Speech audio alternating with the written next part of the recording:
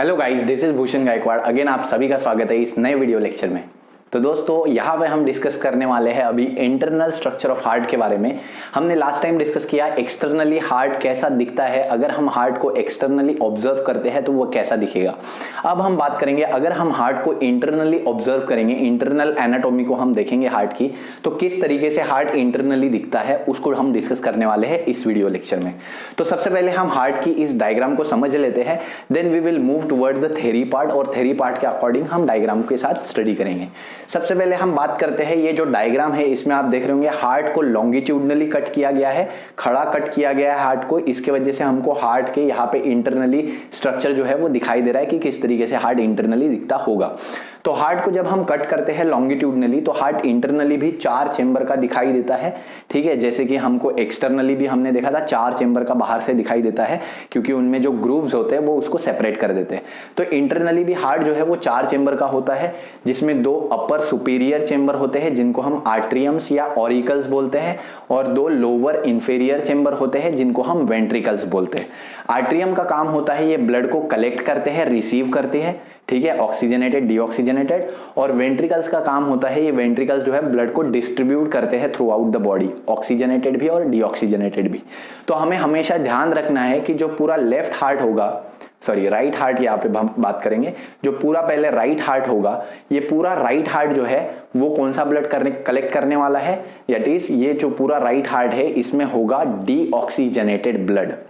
Right heart always contains deoxygenated blood और left heart always contains oxygenated blood.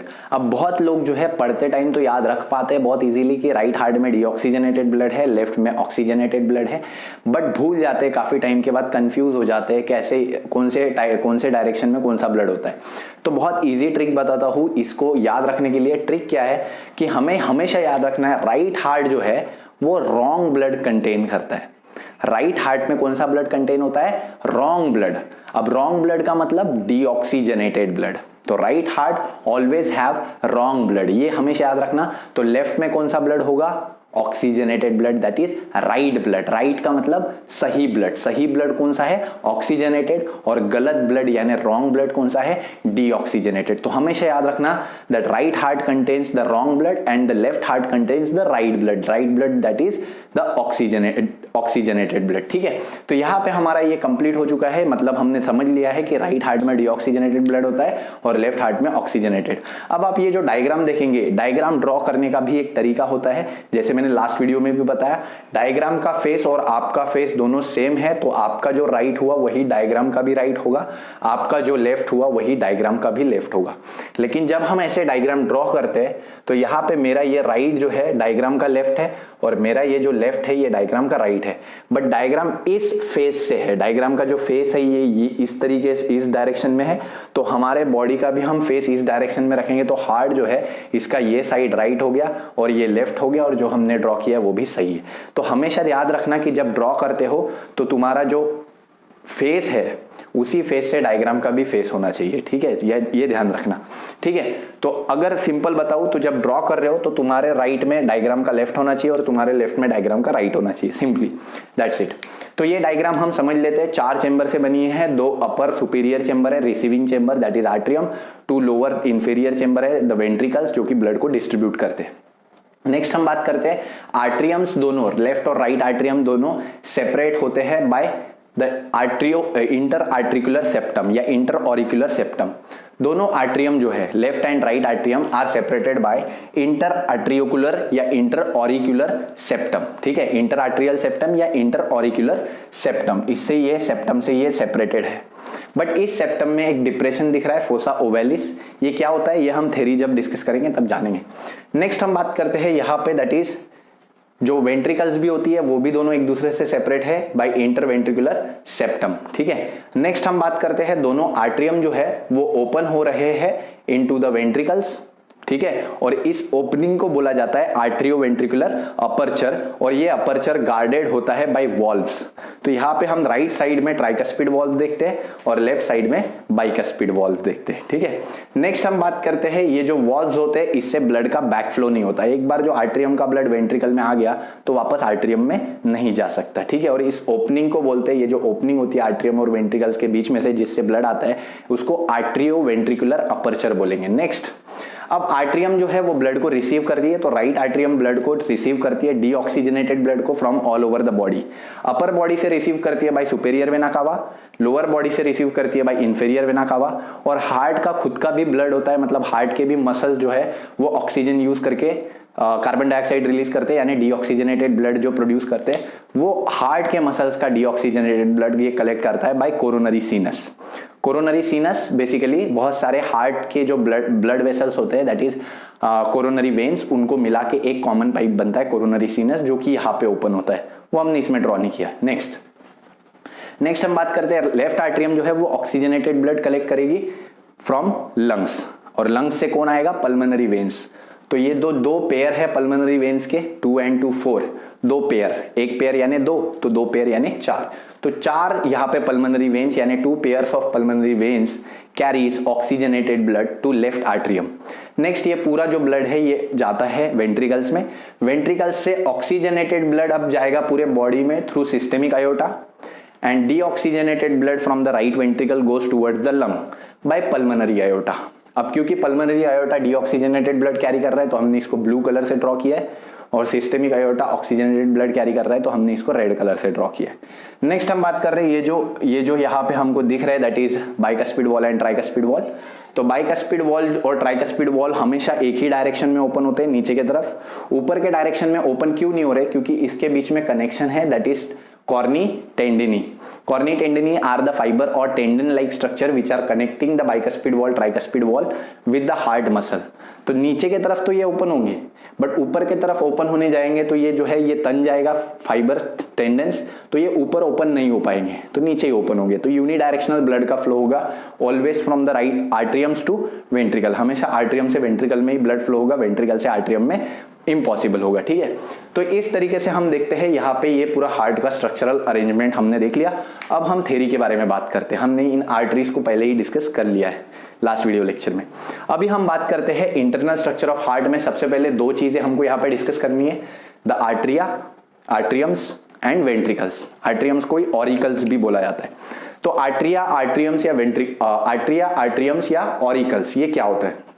ये thin walled superior receiving chamber है, मतलब इनकी जो वॉल्व्स होती है ये वेंट्रिकल के मुकाबले थोड़ी थिन होती है, पतली होती है, ठीक है। और ये सुपीरियर यानी ऊपर के साइड में होते हैं, और रिसीविंग चेंबर है, ब्लड को सिर्फ कलेक्ट करने का काम करते हैं, डिस्ट्रीब्यूट हार्ट पूरे बॉडी में नहीं करते। नेक्स्ट, ये जो है ये सेपरेट होते हैं बाय इंटर ऑरिकुलर सेप्टम। तो दोनों आर्ट्रियम जो है लेफ्ट एंड राइट आर्ट्रियम, ये दोनों एक दूसरे से सेपरेट है by inter auricular septum. Next हम बात करते हैं, inter auricular septum contains oval depression called fossa ovalis. तो ये जो इंटर ऑरिकुलर सेप्टम है इसमें एक ओवल डिप्रेशन होता है जिसको बोलते हैं फोसा ओवैलिस। तो दोनों के बीच में हम देख रहे हैं यहाँ पे ये जो इंटर ऑरिकुलर सेप्टम है इसमें एक डिप्रेशन है, fossa ovalis. What it is the remnant of foramen of ovale aperture in foetus. तो जैसे हमने लास्ट टाइम पे बात की थी लिगामेंटम आर्ट्रियोजम की, अगर आपको याद होगा, the connection between the pulmonary iota and systemic iota, pulmonary iota systemic iota के बीच का कनेक्शन जिसको हमने बोला था लिगामेंटम आर्ट्रियोजम। तो वैसे ही यहाँ पे भी हम देखते हैं वो लिगामेंटम आर्ट्रियोजम जो था it was remnant of ductus arteriosus. जो फीटस में हमने बोला था डक्टस आर्ट्रियोजस एक ओपनिंग थी, ठीक है। तो वैसे ही यहाँ पे जब फीटस होता है, फीटस जब फीमेल प्रेग्नेंट वुमन के बॉडी में होता है तब वो लंग्स से रेस्पिरेट नहीं करता, वो रेस्पिरेट करता है प्लासेंटा से, मदर की प्लासेंटा से गैसियस एक्सचेंज करता है, ठीक है। तो उसको यहाँ पे राइट आर्ट्रियम, राइट वेंट्रिकल का कोई काम नहीं होता क्योंकि यहाँ पे तो डीऑक्सीजनेटेड ब्लड है, और ये डीऑक्सीजनेटेड ब्लड इसके थ्रू लंग्स में जाएगा, तो लंग्स में तो कुछ काम है होने नहीं वाला है ऑक्सीजनेशन का। तो ऐसे में यहाँ से कुछ ब्लड जो है लंग्स में जाता भी है, लंग्स के तरफ, तो ये हम देखते हैं डक्टस आर्ट्रियोजस से ये चले जाता है सिस्टेमिक आयोटा में, और कुछ ब्लड यहीं पे फोसा ओवैलिस के थ्रू, यानी फोसा ओवैलिस जो पहले कौन था, फोरामेन ऑफ ओवेल, तो पहले यहाँ पे एक ओपनिंग थी फोरामेन ऑफ ओवेल फीटस में, तो ये ब्लड यहां से राइट आर्टरियम से इस फोरामेन ऑफ ओवल के जरिए सीधा चले जाता था राइट आर्टरियम, यानी ऑक्सीजनेटेड ब्लड में मिक्स हो जाता था। तो कुछ ब्लड डायरेक्ट यहीं पे ऑक्सीजनेटेड ब्लड में मिक्स हो जाता था और कुछ ब्लड यहां से ऊपर आके फोरामेन ऑफ ओवल्स के यहां से ऊपर आके पल्मोनरी अयोट्रा के थ्रू जाके यहां से लिगामेंटम आर्टरियोजम के जगह जो पहले डक्टस आर्टरियोजस था, तो डक्टस आर्टरियोजस से भी चले जाता था। तो कुछ ब्लड यहीं से डायरेक्ट ऑक्सीजनेटेड ब्लड में मिक्स हो जाता था और कुछ ब्लड पल्मोनरी ट्रंक के थ्रू डक्टस आर्टरियोजस के थ्रू ऑक्सीजनेटेड ब्लड में मिक्स हो जाता था। तो बेसिकली यहाँ पे पॉइंट क्या है बोलने का कि फीटस में लंग से रेस्पिरेशन नहीं होता, इसीलिए ये डीऑक्सीजनेटेड ब्लड जो है ये यहाँ पे ऑक्सीजनेटेड ब्लड में मिक्स होता है। दो तरीके से मिक्स होता है, बाय डक्टस आर्टरियोजस जो कि यहाँ पे था दोनों के बीच में कनेक्शन, और बाय फोरामेन ऑफ ओवल जो कि यहाँ पे कनेक्शन था। बट अब क्या होता है, जब उस चाइल्ड का बर्थ होता है, जब वो एयर से रेस्पिरेट करता है यानी लंग्स से रेस्पिरेशन स्टार्ट कर देता है, तो लंग्स से रेस्पिरेशन स्टार्ट करने के बाद ये जो ओपनिंग होती है वो धीरे धीरे बंद हो जाती है। फोरामेन ऑफ ओवल धीरे धीरे बंद हो जाता है और उसका बचा कुचा स्ट्रक्चर जो होता है वो होता है फोसा ओवैलिस। तो आई होप आपको ये टॉपिक जो है वो समझ में आ गया होगा। तो इंटर ऑरिकुलर सेप्टम के बीच में हम देखते हैं एक ओवल डिप्रेशन होता है फोसा ओवैलिस, जो कि एक बचा कुचा स्ट्रक्चर है किसका, फोरामेन ऑफ ओवल का, जो फीटस में ओपनिंग होती थी जो कि राइट आर्टरियम ओपन होता था लेफ्ट आर्टरियम में। ठीक है, नेक्स्ट हम बात करते हैं right atrium receives deoxygenated blood. अब राइट आर्टरियम हमें पता है डीऑक्सीजनेटेड ब्लड रिसीव करेगा, right always right side contains wrong blood. तो डीऑक्सीजनेटेड ब्लड को ये रिसीव करेगा क्योंकि ये कलेक्ट करता है और ये इसका काम होता है डिस्ट्रीब्यूट करना। तो राइट आर्टरियम ब्लड को कलेक्ट करता है deoxygenated all over the body से। अपर बॉडी से कलेक्ट करता है by superior vena cava, lower body से कलेक्ट करता है बाय इंफीरियर वेना कावा। अब अपर बॉडी से क्योंकि पता है ब्लड ग्रेविटेशन से ही आ रहा है, ऊपर से नीचे डायरेक्ट आ जाएगा, नीचे से ऊपर जाएगा क्या, नहीं, तो यहाँ पे ब्लड का बैक फ्लो नहीं होता। बट यहाँ पे इंफीरियर वेना कावा से जब ब्लड जाता है राइट आर्टरियम में तो ब्लड का बैक फ्लो हो सकता है। इसी वजह से एक बार ये इंफीरियर वेना कावा का ब्लड राइट आर्टरियम में आ गया तो इसमें ब्लड का बैक फ्लो ना हो, इसीलिए इसमें वॉल्व्स होते हैं। तो हमेशा इंफीरियर वेना कावा में हम देखते हैं स्टैशियन वॉल्व होता है जो ब्लड का बैक फ्लो रोकता है, वापस ब्लड को इंफीरियर वेना कावा में जाने से रोकता है। नेक्स्ट यहाँ पे कोरोनरी सीनस से भी ये ब्लड कलेक्ट करता है। हमें पता है हार्ट के मसल जो है वो कोरोनरी आर्टरी के थ्रू ऑक्सीजनेटेड ब्लड लेते हैं और कोरोनरी वेन्स के थ्रू डीऑक्सीजनेटेड ब्लड कलेक्ट करते हैं। अब कोरोनरी वेन्स डीऑक्सीजनेटेड ब्लड जो कलेक्ट होता है ये कोरोनरी सीनस आगे कोरोनरी वेन्स आगे जाके कॉमन पाइप बनाते, कॉमन ओपनिंग बनाते पाइप, जिसको कोरोनरी सीनस बोलते हैं और ये कोरोनरी सीनस ओपन होता है राइट आर्टरियम में। तो बहुत सारे coronary veins come together and forms coronary veins, coronary sinus and it opens into the right atrium. ठीक है, तो राइट आर्टरियम में तीन जगह से ब्लड कलेक्ट होता है, superior vena cava, inferior vena कावा एंड कोरोनरी सीनस, जिसमें से इंफीरियर वेना कावा में एक वॉल्व होता है जिसको स्टेशियन वॉल्व बोलते हैं और कोरोनरी सीनस में भी एक वॉल्व होता है जिसको थिबेशियन वॉल्व बोलते हैं। नेक्स्ट हम बात करते हैं राइट आर्टरियम का, तो हो गया। अब लेफ्ट आर्टरियम कौन सा ब्लड कलेक्ट करता है, ऑक्सीजनेटेड। कहां से कलेक्ट करता है, by two pairs of pulmonary vein. Two pairs का मतलब क्या होता है, 4 पल्मोनरी वेन्स।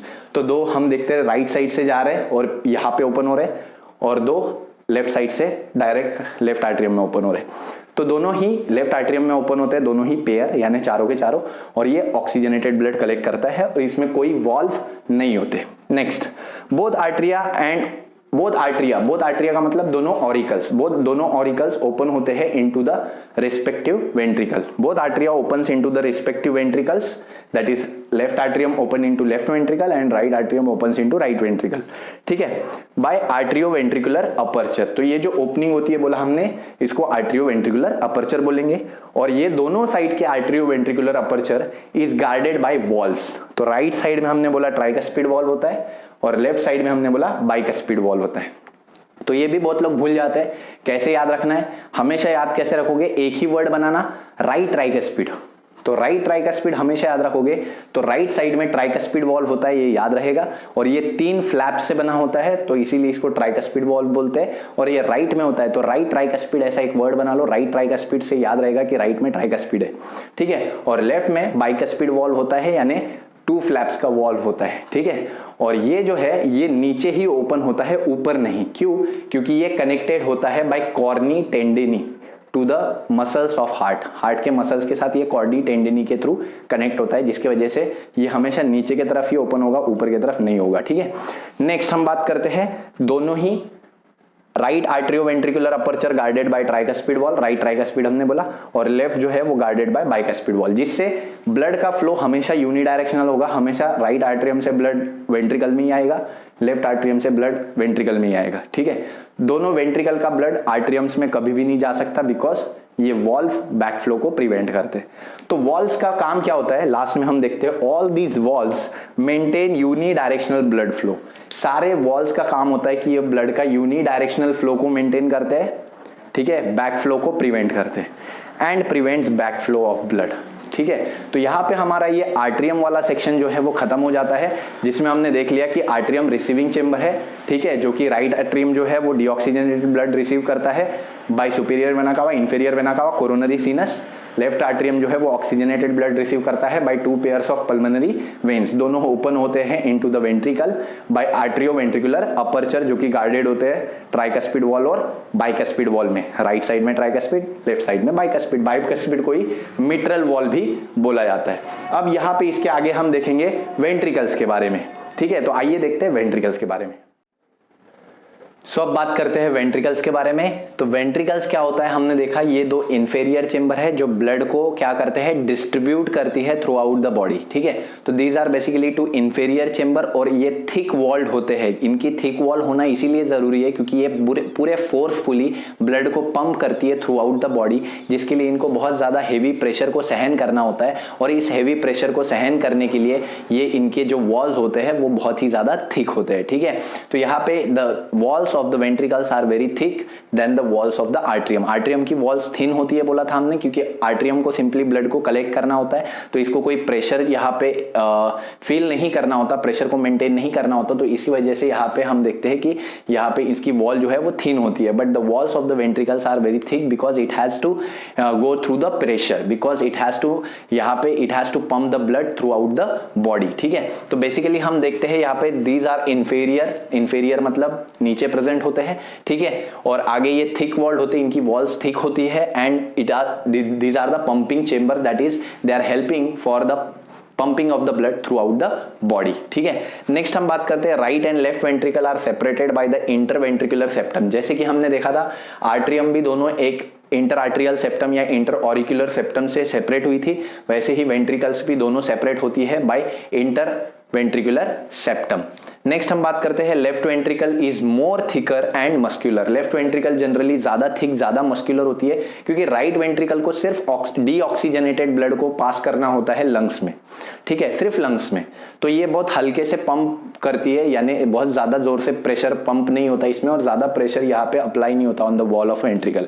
बट यहाँ पे हम देखते हैं लेफ्ट वेंट्रिकल को पूरा oxygenated blood throughout the body pump करना है, तो ऐसे में इसको बहुत ज्यादा जोर से पंप करना होता है और इसको ज्यादा यहाँ पे प्रेशर को झेलना होता है। इस वजह से इनकी जो वॉल्स होती है ये ज्यादा थिक होती है। ठीक है, तो walls of the left ventricle are more thicker and more muscular. ठीक है, तो क्योंकि it has to go through the most amount of pressure. ठीक है, और सबसे लार्जेस्ट वेंट्रिकल या सबसे लार्जेस्ट चेंबर जो है पूरे हार्ट में वो भी लेफ्ट वेंट्रिकल होती है। ठीक है, तो right atrium and left atrium जो है वो ब्लड को रिसीव करती है और वेंट्रिकल्स ब्लड को डिस्ट्रीब्यूट करती है, जिसमें से लेफ्ट वेंट्रिकल में ऑक्सीजनेटेड ब्लड होता है, ये सबसे बड़ा चेंबर होता है, और इसकी जो वॉल्स होती है, मसल्स होती है, ये ज्यादा थिक होती है। ठीक है, नेक्स्ट हम बात करते हैं inner ridges in the ventricles are called as columnae कैर्नी।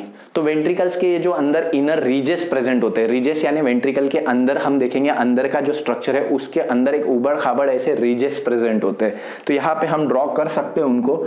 So this kind of ridges यहाँ पे प्रेजेंट होते हैं वेंट्रिकल्स में, और ये जो रीजेस होते हैं इनमें छोटे छोटे हमको डिप्रेशंस दिखाई देते हैं।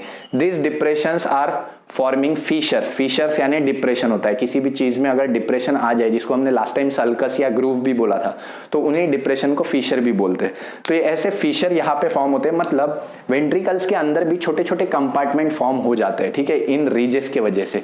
तो इस तरीके से हम देखते हैं inner ridges in ventricle, in inner ridges को हम बोलते हैं कॉलमनी कैर्नी। तो this inner ridges are called as columnae carneae. ठीक है, एंड और इसी को बोला जाता है ट्रैबिक्यूली कैर्नी। तो कॉलमनी कॉर्नी भी बोलेंगे या ट्रैबिक्यूली कैर्नी भी बोलेंगे। ठीक है, और ये आगे जाके ल्यूमन को डिवाइड करती है इनटू स्मॉल पैकेट्स और फीशर्स। तो ये जो ल्यूमन है, ल्यूमन का मतलब होता है खाली जगह, किसी भी हॉलो चीज के अंदर जो खाली जगह होती है, जैसे हमारी ब्लड वेसल एक पाइप है और पाइप के अंदर भी खाली जगह होगी, उसको भी ल्यूमन बोलेंगे, ठीक है। तो ये हार्ट के अंदर खाली जगह है, उसको बोलेंगे ल्यूमन।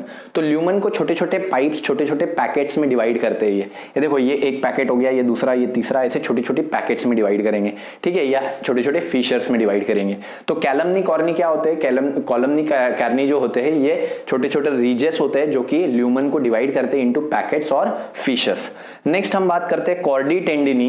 ये हम देखते हैं इलास्टिक फाइबर होते हैं जो कि बाइकस्पिड और ट्राइकस्पिड वॉल को कनेक्ट करते हैं पैपिलरी मसल्स और papillary muscles of wall of the ventricle.